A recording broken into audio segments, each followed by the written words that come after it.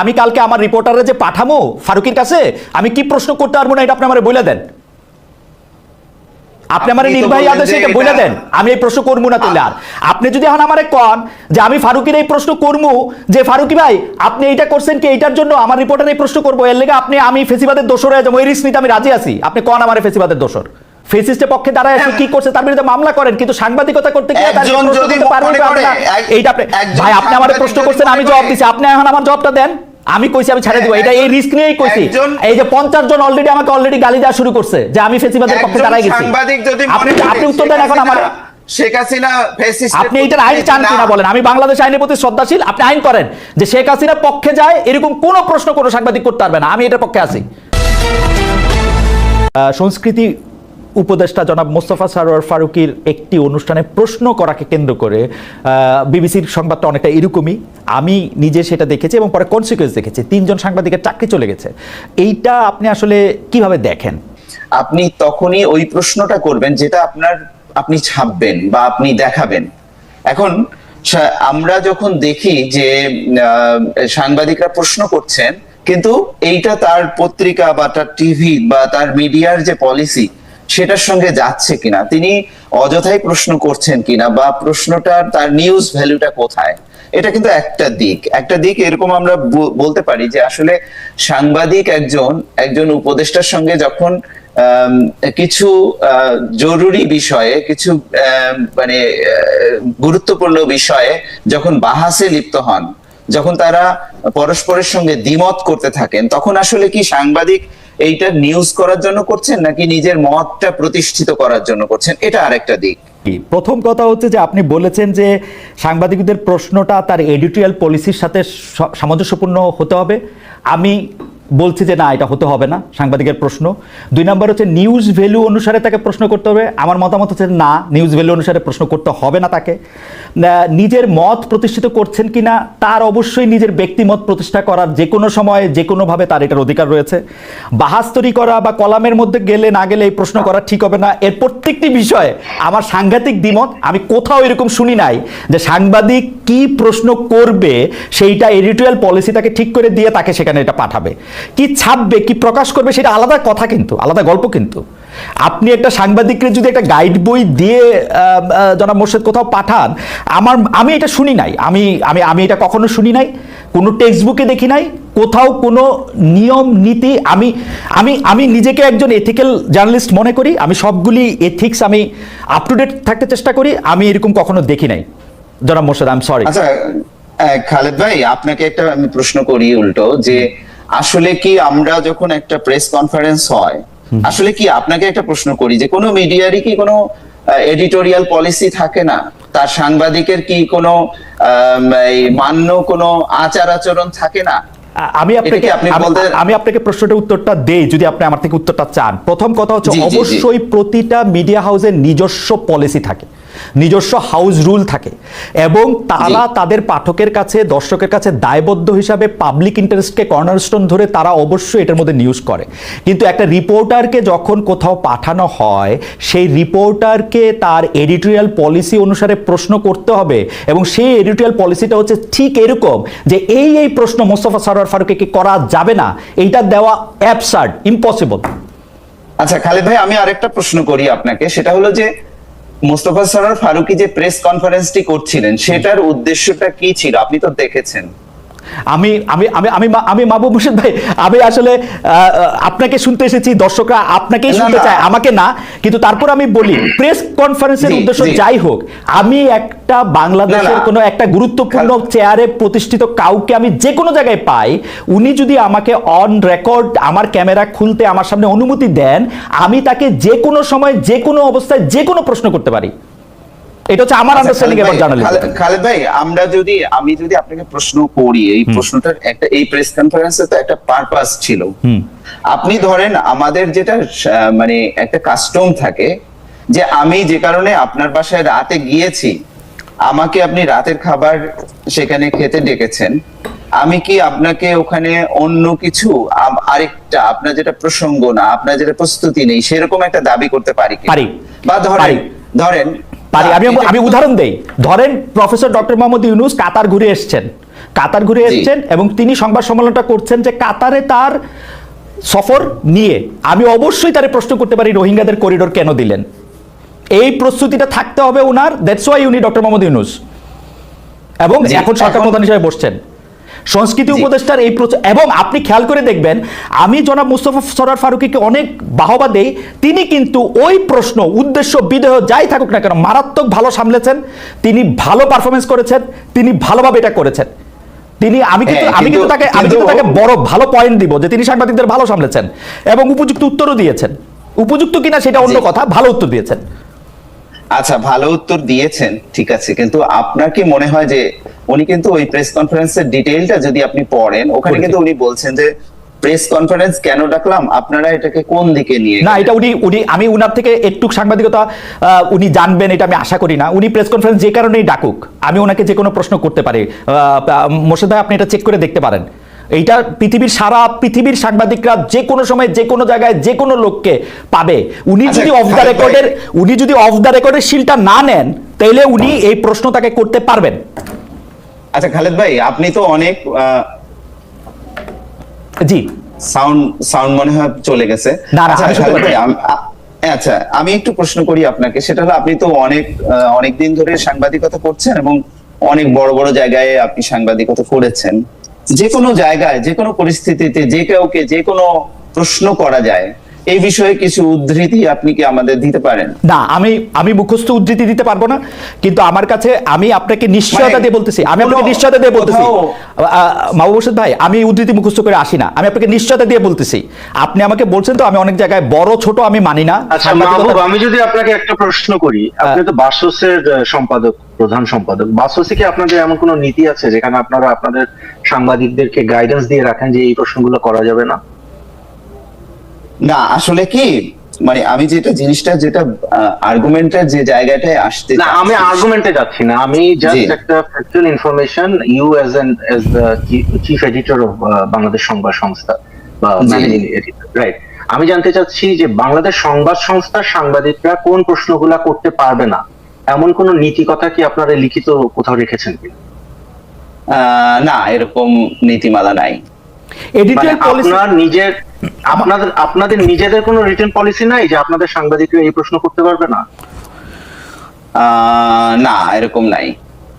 আচ্ছা, তাহলে আমরা আসলে এতক্ষণ ধরে কি তর্কটা করতেছি? আমরা তো এরকম কোনো নীতিমালা চাই না। আচ্ছা, আমার কাছে মনে হয় আমি একটু মাঝখান থেকে বলি, আমাদের দর্শকদের মধ্যে অনেকে বলতে আমি বলতেছি, কিছু লোক আমাকে প্রশ্ন করতেছে যে ভাই আপনি 17 বছর কোথায় ছিলেন, কারে কোন দিন কোন প্রশ্ন করছেন, ভাই একটু কষ্ট করে দেখে নেন আমি কোন দিন কারে কি প্রশ্ন করছি, আগে একটু দেখেন তাইলে আবার একটু বললেন।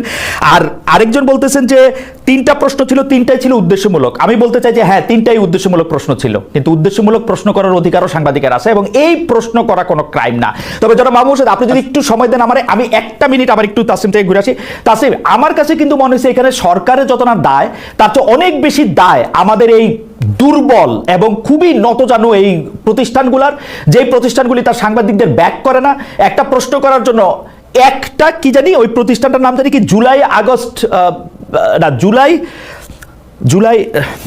জুলাই রেভলিউশনারি ওরকম একটা সংস্থা তাকে বলছে যে মার্চ করবে, ওর একটা লাইনে ও 3টা লোকের চাকরি খেয়ে ফেলছে, 3টা প্রতিষ্ঠান। এইটা নিয়ে যদি আপনি একটু দেখেন যে সারা দুনিয়াতে এরকম কখনো হয়, মানে একটা প্রশ্ন করে আসছে তারে ব্যাক না করে তারে স্যাক করে দেয়। আমি তো সরকারের দায়ের চেয়ে বেশি ওদের। না, আমি কয়েকদিন আগে আমার একজন রিপোর্টারকে পাঠালাম, অত্যন্ত প্রভাবশালী সরকারের একজন কর্মকর্তা, আমি সঙ্গত কারণে নাম বলছি না, আমি আমার রিপোর্টারকে পাঠালাম যে তুমি ওইখানে যাবা এবং ভাইকে এই জায়গায় দাঁড়ায় থাকবা এবং উনি যদি তোমার প্রশ্ন যতক্ষণ উত্তর দিবে না ততক্ষণ তুমি নড়বা না। পরে সে আমাকে বললো যে উনি মানে বলতে গেলে উনি বলছে যে না আমি এটা নিয়ে কমেন্ট করবো না বলে উনি প্রায় দৌড়ায় চলে গেছে। হ্যাঁ, কিন্তু I am not going to penalise my reporter for doing his job. হ্যাঁ, যার সাথে এই ঘটনাটা ঘটছে ওনার সাথে আমার অসম্ভব ভালো ব্যক্তিগত, মানে আমি ঢাকায় গেলে ওনার সাথে মানে রাত জেগে আড্ডা দিই এরকম, কিন্তু আমি কিন্তু এই জিনিসটা কখনোই আমার রিপোর্টারকে বলবো না যে তুমি প্রশ্ন করতে পারবা না। তো আপনি খুব ভালো একটা জায়গায় এখানে হাত দিলেন। এবং মাহবুবের ব্যাপারে আমি একটু মন খারাপ হলো যে মাহবুব মোর্শেদ কিন্তু মানে যেভাবে জিনিসটাকে ডিফেন্ড করার চেষ্টা করেছেন, মনে হচ্ছে যে মানে সরকার হয়তো কোনো একভাবে বা সরকারি যেহেতু মানে বাংলাদেশ সংবাদ সংস্থা এখনো রাষ্ট্রীয় সংবাদ সংস্থা, হয়তো সরকার চেষ্টা করতেছে বলার যে সব প্রশ্ন করা যায় না। আমি কিন্তু বাংলাদেশ সরকারের কাছ থেকে এমন কোনো কিছু এখন পর্যন্ত দেখিনি। সমস্যা যেটা না না তাসনিম, আমি একটু ক্লিয়ার করি, এটা আসলে সরকার মানে সরকারের ভাষ্য না। আমি বাবু ভাই আপনি অনেক আমি খুব দুঃখিত, জি আপনি তাসনিম শেষ করুন। প্রধান সম্পাদক, আপনি বাসসের প্রধান সম্পাদক হিসাবে আপনি আরো দুইজন সাংবাদিকের সাথে বসে আপনি বলতেছেন যে প্রশ্ন করা যাবে না, এটা খুব দুঃখজনক। আমি আই রেজিস্টার মাই প্রোটেস্ট। না না, এটা আমি কথাটা শেষ করি। আচ্ছা, আমি এটা প্রতিবাদটা জানিয়ে রাখি, এটা কিন্তু খুবই সরলীকরণ এবং আমি মোটেও এটা বলিনি। আমি শক্ত প্রতিবাদ জানিয়ে ঠিক আছে, জনাব মোর্শেদের প্রতিবাদ, জনাব মোর্শেদের প্রতিবাদ এখানে থাকলো। তাসনিম আপনি একটু ডিসটর্ট করছেন, যেটা আপনি প্রশ্ন করেছেন যে প্রশ্ন কর। না না, আমি যেটা বলেছি সেটা আপনি বুঝতেই পারেননি তাসনিম। আপনি সরি, আপনি আমার অবস্থানটা, আমার প্রশ্নটা, আমার উত্তরটা আপনি বুঝতে পারেন। আচ্ছা ঠিক আছে বাবু, আমরা আবার আপনাকে শুনবো। বাবু একটা সেকেন্ড বাবু, আমরা আবার শুনবো আপনাকে। অন্যায়, জি জি অবশ্যই করেছেন, অন্যায় তো আপনি করছেন। জি তাসনিম আপনি শেষ করেন, তাসনিম শেষ করেন আপনি। আপনি অন্যায়টা তো আপনি নিজে করছেন। বাংলাদেশ সংবাদ সংস্থার কোনো নীতি নাই, আপনার মুখের কথা, যে সাংবাদিক ওই প্রশ্ন করতে পারবেন না, এবং you are trying to impose যে না সাংবাদিকরা সব প্রশ্ন করতে পারবে না। এটা কি একটা দ্বিচারিতা হয়ে গেল না? এনিওয়ে, খালেদ যে আমি একটু বলি আমার মনে হয় আপনি আপনার কথা বলেন, আমি আমারটা বলবো। আপনি আমাকে কন্টেস্ট করলে আমার মনে হয় যে মাহবুব মোর্শেদ, আমি একটা কথা বলি, আমি একটা কথা বলি, আমার কথা তো তিনি বুঝতেই পারছেন না, আমাকে তিনি কেন কন্টেস্ট করছেন? আপনি উপস্থাপক, আপনি তার প্রশ্নটা তার কাছে করেন, আমি তার কাছে কিন্তু জবাব দেব। কিন্তু আমার কাছে মনে হয় যে মাহবুব মোর্শেদ তিনি আমার কথা বিকৃত করে তিনি বাংলাদেশ সংবাদ সংস্থা, সরকার এগুলো টানছেন কেন উনি?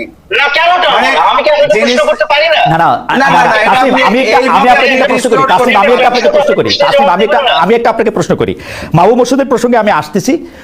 যারা মাহবুব মোর্শেদ, আমরা কিন্তু এখানে আলোচনা করতেছি, আমরা কন্টেস্ট করতেছি না। তাসনিম যেমন আপনাকে না বুঝতে পারে, আমিও কিন্তু আপনাকে খুব আমার কথাকে উনি বাংলাদেশ সংবাদ সংস্থা, বাংলাদেশ সরকার এগুলোর সঙ্গে রিলেট যেভাবে করছেন, এটা খুবই অন্যায়। একজন সাংবাদিক হিসেবে উনি এটা করতে পারেন না।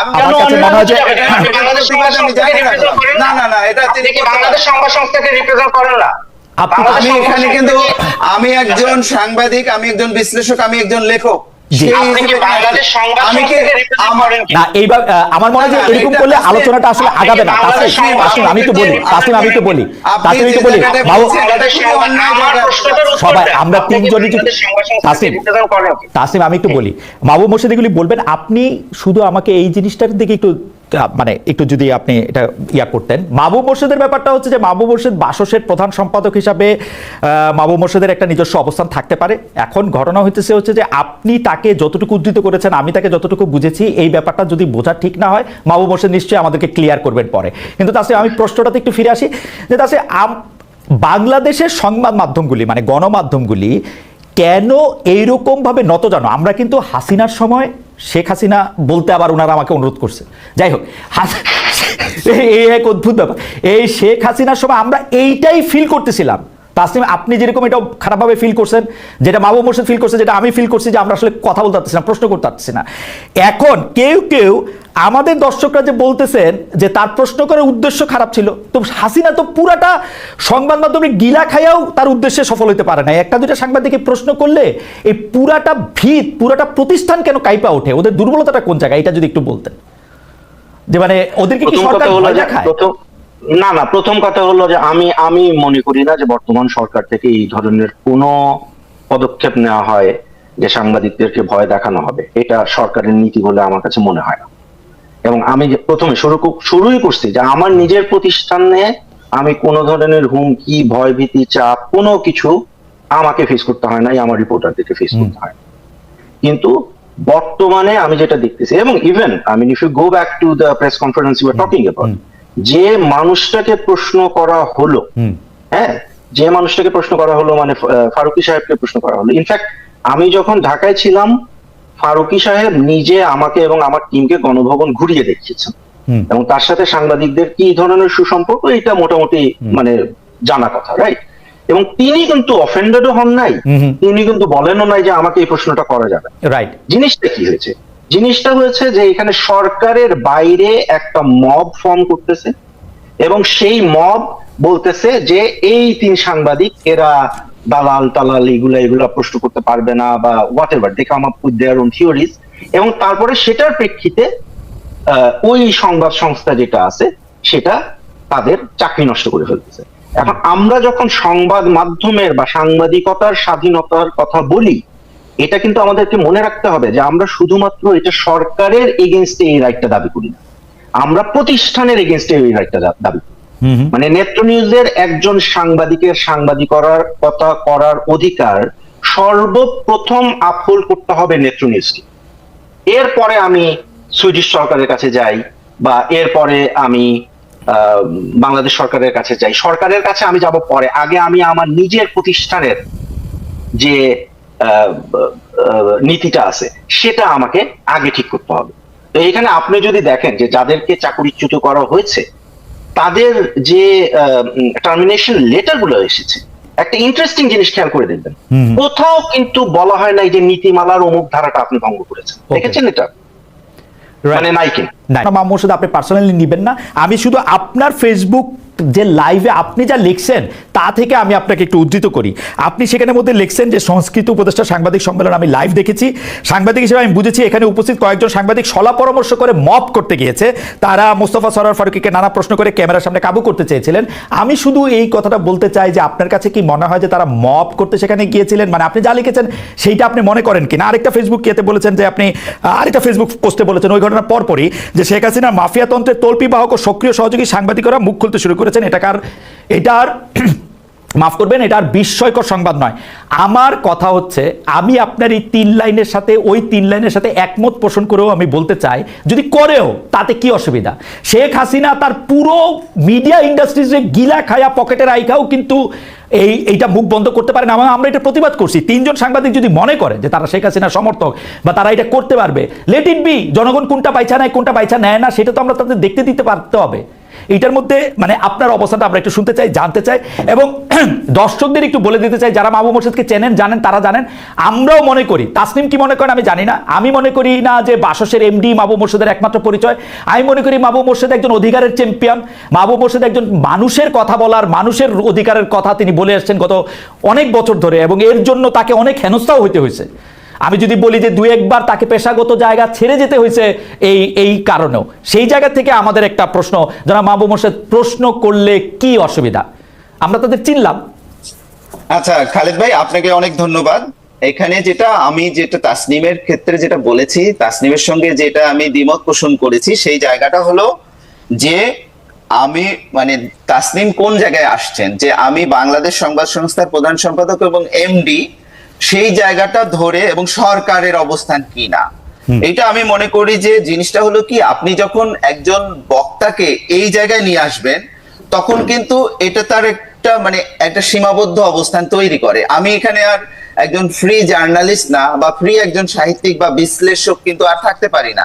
তাসনিম বলছেন যে সরকারের অবস্থানটা তিনি আগেই জানেন, আমি যা বলছি সেটা কি সরকারের অবস্থান কি না। মানে তিনি আমাকে কিন্তু জিনিসটা যেটা করছেন, উনি একটা অবৈধ প্রশ্ন এখানে উত্থাপন করছেন যে আমি এখানে তাহলে একটা নির্ধারণ করে দিতে হবে আপনাকে, আমি এখানে মাহবুব মোর্শেদ হিসেবে কথা বলছি নাকি বাসসের এমডি হিসেবে কথা বলছি না সরকারের একজন প্রতিনিধি হিসেবে কথা বলছি। আমি একটু মাঝখান থেকে বলি, মাহবুব মোর্শেদ ভাই আপনি চাইলেও এখন আর শুধু মাহবুব মোর্শেদ হিসেবে কথা বলতে পারবেন না, আপনি বাসসের এমডি, আপনাকে থাকতেই হবে। অবশ্যই আপনি আমাকে ওই অবস্থানে ঠেলে দিতে পারেন, জি, কিন্তু আমি যখন আমার ব্যক্তিগত মতামত দিচ্ছি বা বিশ্লেষণ করছি, আমি কোনো মতামত দেইনি, আমি পাল্টা প্রশ্ন করেছি আপনাকে কয়েকটা, আমি কিন্তু নিজের মতামত এই আগের সেশনে দেইনি। কিন্তু তাসলিম অবৈধভাবে আমাকে টেনেছেন ওইদিকে, তিনি সরকারের অবস্থান জানেন, জেনে আমাকে কিন্তু ওই অবস্থানটা উনি কনফার্ম করতে বলছেন যে সরকার তো প্রশ্ন করার ক্ষেত্রে বাধা দিচ্ছে না, আপনি কেন প্রশ্ন করাকে প্রশ্ন করছেন। মানে তাসনিম কিন্তু এখানে একটা অবৈধ একটা প্রশ্ন বিষয়টাকে অ্যানালজি টানতে চেষ্টা করেছেন, যেটার তীব্র প্রতিবাদ আমি জানিয়ে রাখলাম। দ্বিতীয় যে প্রশ্নটা সেটা হলো যে আপনি যে আমার 2 স্ট্যাটাসের উদ্ধৃতি দিয়েছেন, এখন আপনি প্রশ্ন করতে পারেন বা তাসনিম প্রশ্ন করতে পারে এটা কি সরকারের অবস্থান? না, এটা সরকারের অবস্থান না।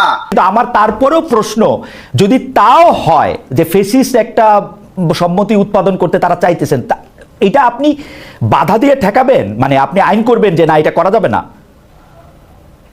খালেদ ভাই, বড় মাঠে নিয়ে যাওয়া কি মানা আছে? না না, মানা নাই, মানা নাই। আমি প্রশংসা করেই বললাম মানা নাই।